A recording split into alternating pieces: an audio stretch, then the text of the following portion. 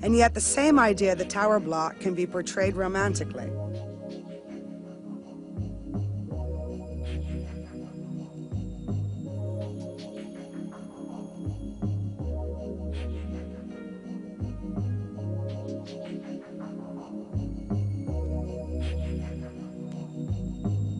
But I think that the real threat has been an inability to accept urbanism. You have to be bold and believe to make it work.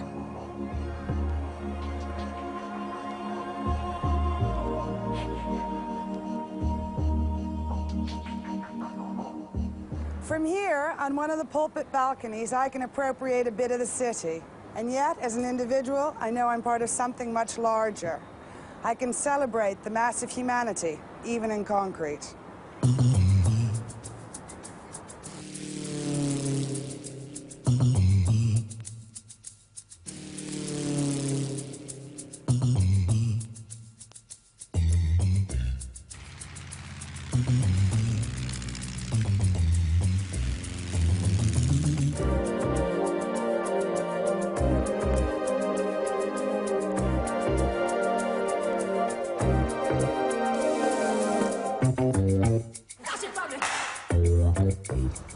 It isn't easy living in the city. It's a difficult leap from an individual, one, to be 1 in 10 million. It's all about finding one's place. I think Trellick Tower is a great building because it has a clear idea of its place in the city, its roots, and a vision of how we might live there. Then it's up to us as individuals. It's not an easy building, but then who says architecture should be easy?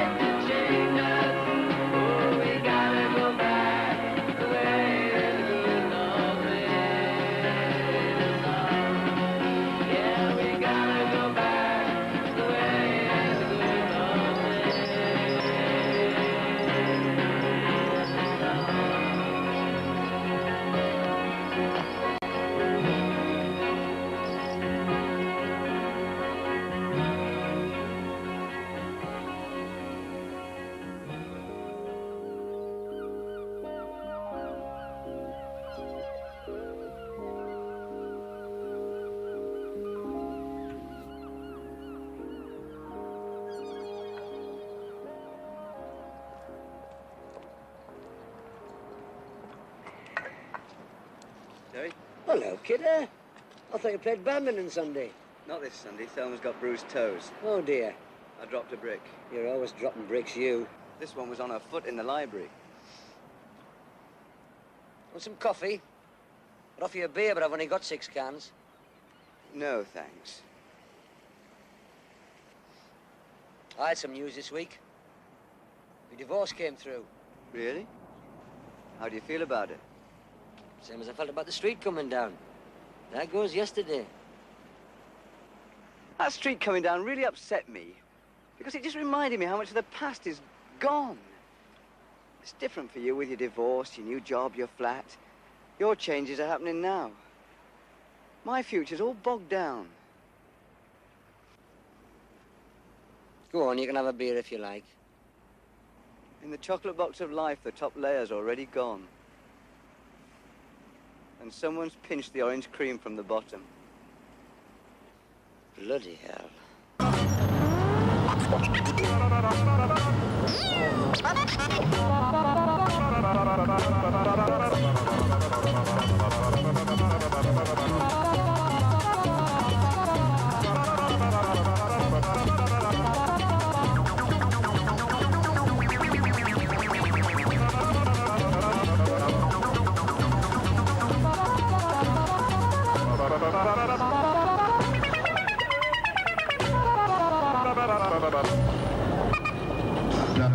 Willie, how are you getting on today? Tremendously well. We've been pushed by about 48 different people. We've only killed about 3 Arabs, I think, to date, which isn't bad in this area. That's pretty good. And where do you think you are in the race? We're about 103rd, I think, but going well. Now, how many people are there in the race, Willie? Something like 103, I think. Well, you're doing very well. There's about 80, I think, various... Yes. Yeah, these people are going to do a charity bank job. Oh, I see. What, All proceeds going to muscular dystrophy. Have you got a lot of money, did you think? We hope so. We're hoping to Yes. raise about, over the country, about 20,000 quid, which should be quite good. And how many pints do you think you're going to drink today? I've done about 1 so far. Only I'm running a one? bit slow. It's very early yet. I shall warm up later as the race progresses. Well, thank you very much, Willie Rushton. A pleasure. Thank you. Cheers. If I were a psychiatrist and you were lying on the couch and I was to say teenagers, what would come into your head on the subject? Well, quite frankly, Well, I think most people tend to associate teenagers with violence in one respect or another, though it's not always true. Afternoon, Chief, and I'd like to ask you what you think about teenagers. Teenagers? Yeah. What, in today's world? The Yeah. teenagers to me today, a lot of them don't realise the Christian morals of this country. Really? Yeah. Well, I'd like to see them just put away for a bit, scrub the floors for about a month and then let them go, see if you like it. Well, I think the children today are not prepared to accept discipline at home, and the parents are too soft, and they just will not be hard enough on their children. And it's a sorry state of affairs. Do you subscribe to the view of James Anderton, do you? Oh yes, I would agree with James Anderson 100%. James Anderton is Chief Constable of the Greater Manchester area. He said in public that he's in favour of penal work camps, short, sharp shocks, hard labour and corporal punishment. At the same time, he also says he wants to see a better relationship between the police and young people. Sadly, Mr Anderton can't be here tonight. He's away on holiday. So we've got 2 local Manchester policemen who actually do the job in Hume, which is where we live. Constable, why do you pick on young people? Why do I pick on young people? You, the police force in general. I don't think we do pick on young people at all. Well, I do.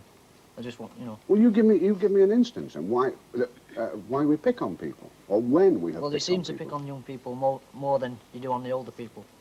No, not at all. Well, I think so. You've got, if they commit crime or any offence, adult or juvenile or what have you... I'm talking about on the situation of a street arrest, not necessarily in the situation of them doing a crime.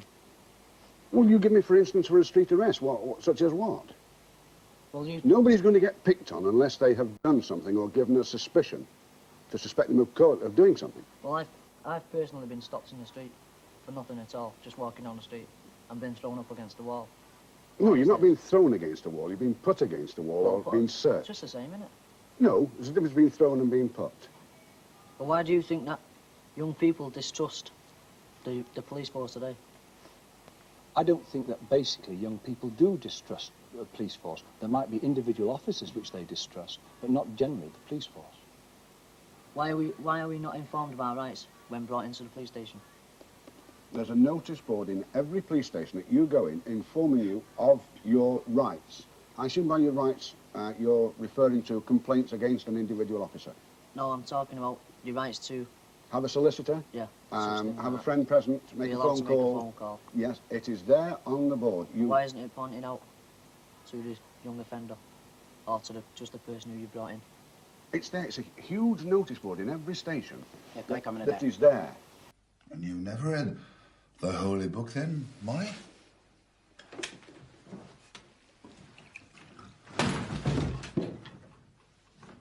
The Bible? I haven't read the holy books of any religion, Father. But then I haven't read the holy books of atheism either. This is a fine sherry, Molly. Oh, good. I was afraid you might think me frivolous for buying it. Jesus, turn the water into wine. You can't have thought that badly about it. Tell me, Molly, do you not find it odd that a priest is required to be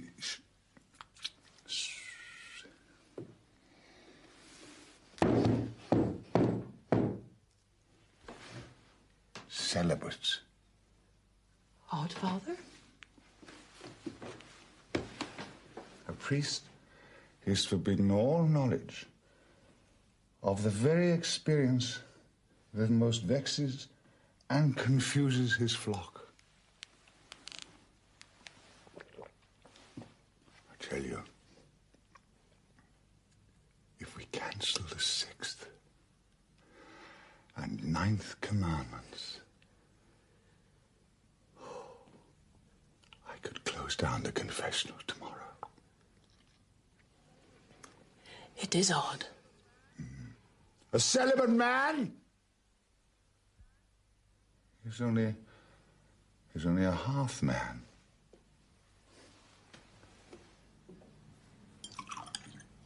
How can he understand people's feelings, eh? How can he understand his own feelings? He can't. It's unseasonable.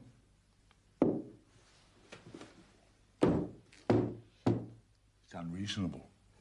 It is unreasonable.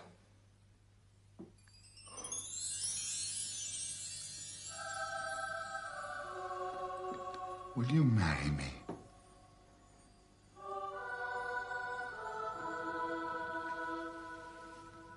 No.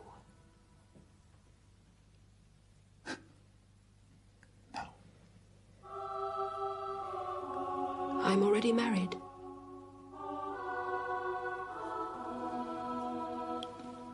You? Once.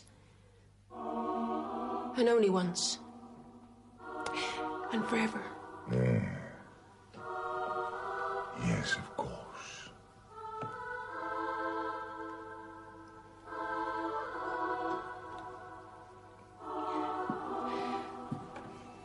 I can't marry you, but I am willing to do anything else that will enable you to become a better priest.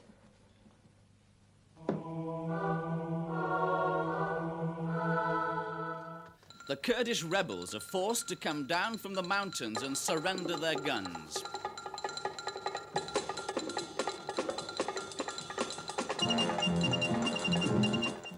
Hello again. The long campaign by the mountain tribes of Kurdistan has ended in defeat.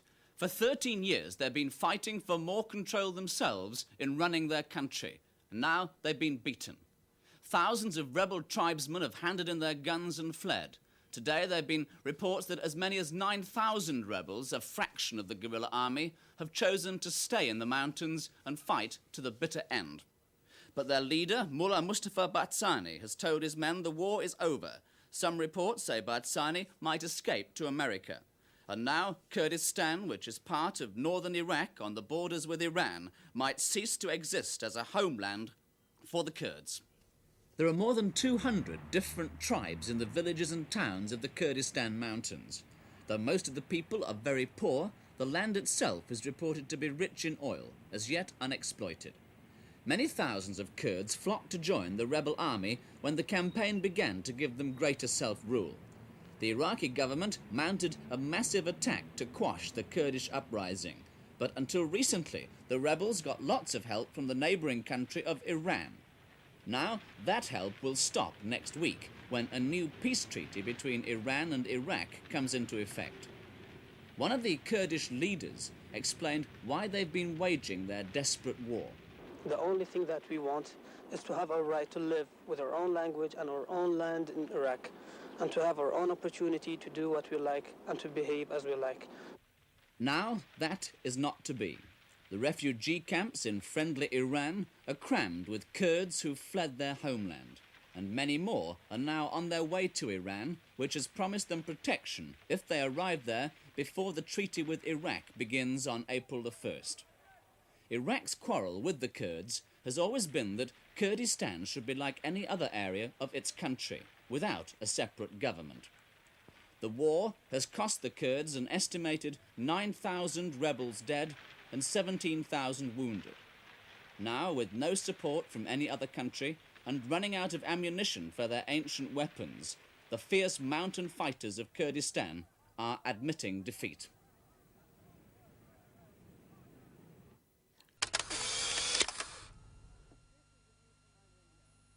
This is the view from my window. Classic picture postcard stuff. Capital city. It makes me angry to see what they've done with it. In a timid gesture to preserve the view of St. Paul's, we get a dismembered dome on a base of spec-built offices. So much for sensitive low-rise development. I always think if someone had had the nerve to turn all those buildings on their side and make a decent tower. This is a tower, and no one could call Trellick Tower a timid building.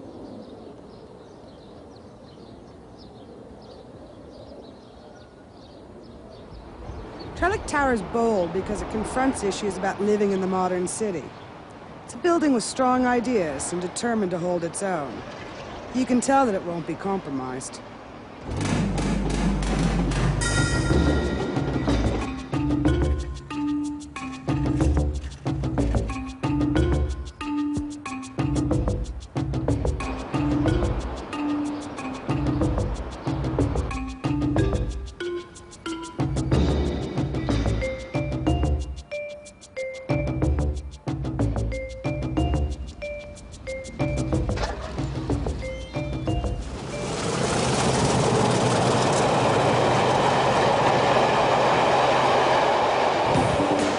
The architect, Erno Goldfinger, was a committed modernist.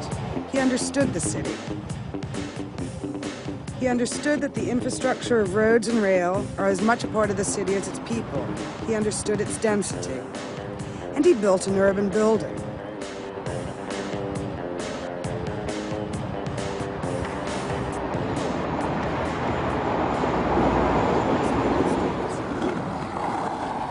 Point that you always seem to get interrupted by, yeah, but what about people with kids? Well, I understand that the British are firmly rooted to the earth and can entertain the notion that children need a garden. Well, why can't you have roots in the sky? I grew up on the 23rd floor of a New York apartment building, and okay, so I didn't watch too many flowers grow, but I used to see the Queen Mary come into port. Is my understanding of the universe any less for the experience?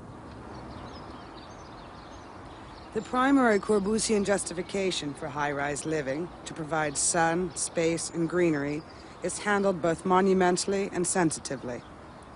The lift tower is detached from the building, but connected by bridges at every third floor and crowned by the boiler room. This physically isolates the noisy services, like lift, heating, and rubbish collection, from the flats.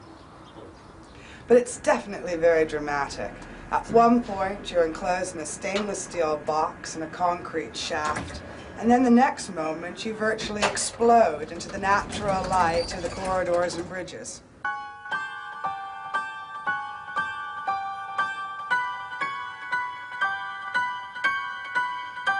The flats are more like houses in the air. You come off the high-rise street into a spacious hall with stairs. No sight of a corridor, which you might have expected. You immediately notice the light flooding in from both sides of the flat. It really is remarkably bright. This is partly because we're so high up, and also because of Goldfinger's inspired plan.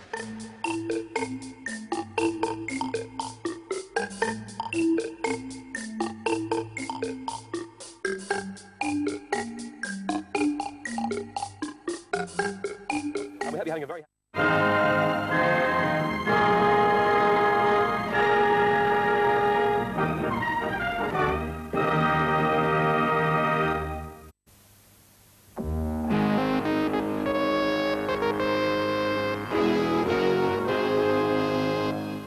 This is... Excuse me. How fascinating! Some of them can move. Yes, and they speak too. That one talked quite clearly. Have you noticed? Some of them have got 5 fingers. That bloke over there's got it. Sad, isn't it? Doctors say 5 fingers on the hand is almost impossible to cure. Oh, they get it from shaking, you know. Still, they all look terribly cheerful. Oh, yes. Some of them are very brave. Imagine going through life on legs. Yes, and you'd be surprised how clever they are on those legs once they get used to them. You know, some of them even dance. How fascinating. Do you think they'll dance for us? Oh, no. They only do that on special occasions. They have to have injections first. What kind of injections? They inject them with gin.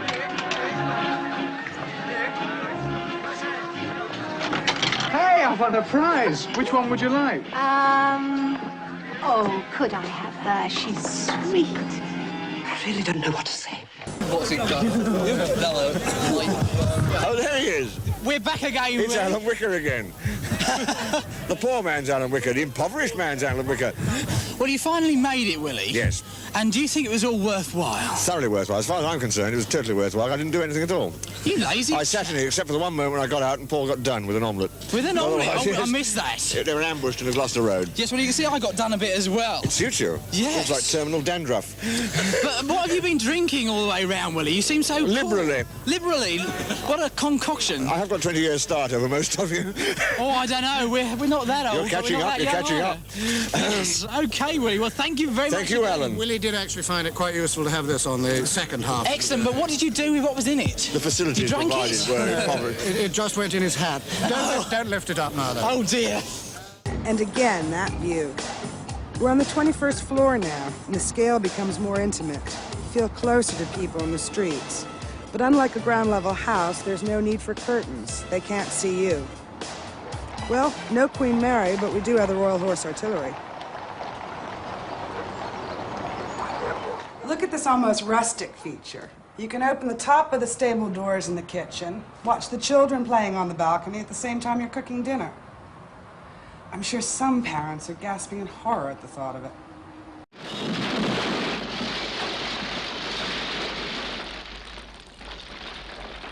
That's it, then. Rest in peace.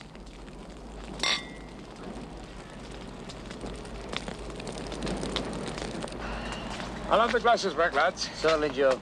You'll come and see us in the new one, won't you? Of course we will. What's it like? Bloody sight better than this one.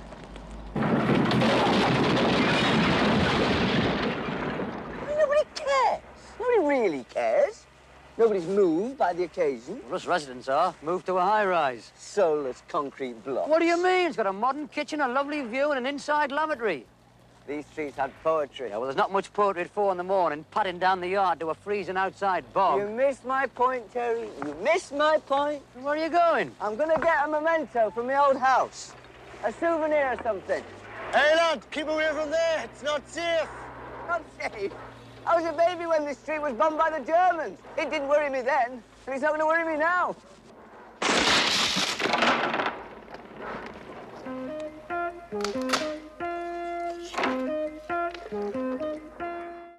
tower block has become the metaphor for the ills of modern society and the hazards of urban living.